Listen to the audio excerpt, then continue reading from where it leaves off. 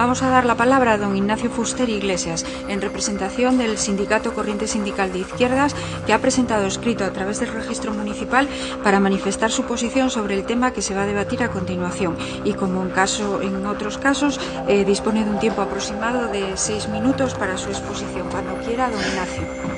Venga, muchas gracias. Lo primero de todo, agradecer a los presentes el poder intervenir hoy aquí en el Pleno. Lo segundo, lo que sí me gustaría aclarar es que vengo de portavoz de las 3 organizaciones, CNT, CGT y la Corriente Sindical de Izquierda. Y lo tercero, antes de leer el documento que consensuadamente hicimos las 3 organizaciones, es que las cosas, cuando se hacen bien, suelen salir bien.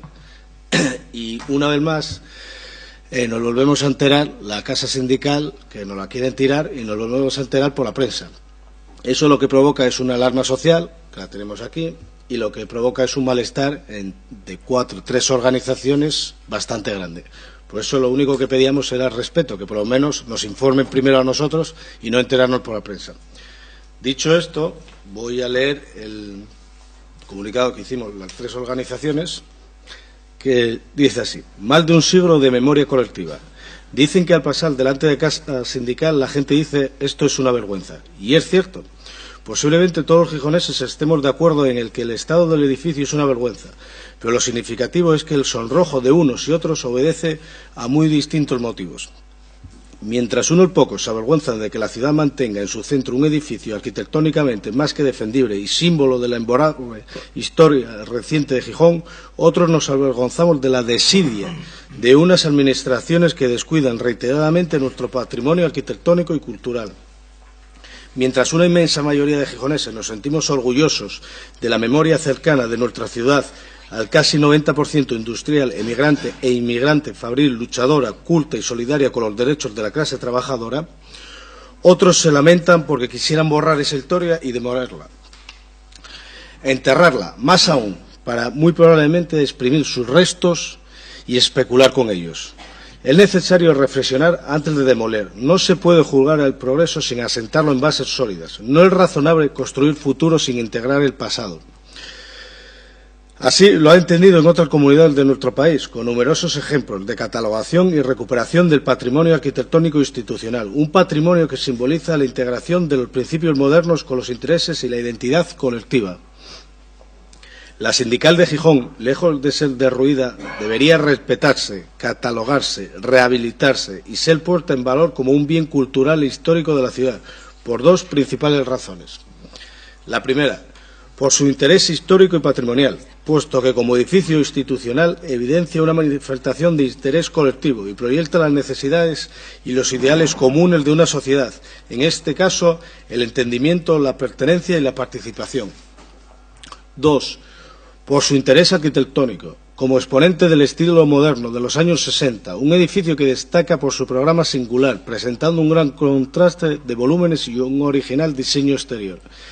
El papel de este edificio en la historia contemporánea de nuestra ciudad lo convierte en una pieza de máxima relevancia para nuestro patrimonio cultural y material, que, como sabemos, es hoy en día objeto de políticas de preservación avaladas por organismos internacionales como el ICOM y la UNESCO. Por otra parte, el edificio cuenta con un amplio equipamiento y espacios que, debidamente rehabilitados, ofrecen excelentes posibilidades de uso ciudadano, 6 plantas de espacio de trabajo y oficinas ideales para albergar asociaciones, colectivos, agrupaciones vecinales, amplios espacios de reunión, de almacén y un amplio teatro dotado con camerinos, 474 butacas y un anfiteatro que puede acoger a otras 200 personas. Aquí se podrían presentar algunos certámenes y encuentros culturales que distinguen a nuestra querida ciudad, como puede ser festivales de cine, teatro, Semana Negra o congresos.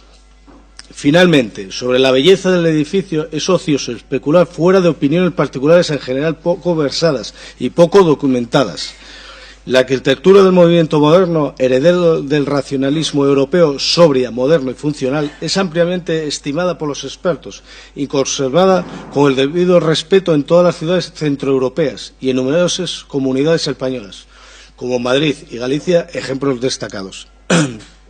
Aquí, en cambio, nuestra casa sindical, antes Casa del Pueblo, ha sido lastimada con el abandono progresivo y con mínimos y pobrísimos arreglos, ventanales sustituidos por un tosco pavés, retirada de revestimientos, tapiado, etc.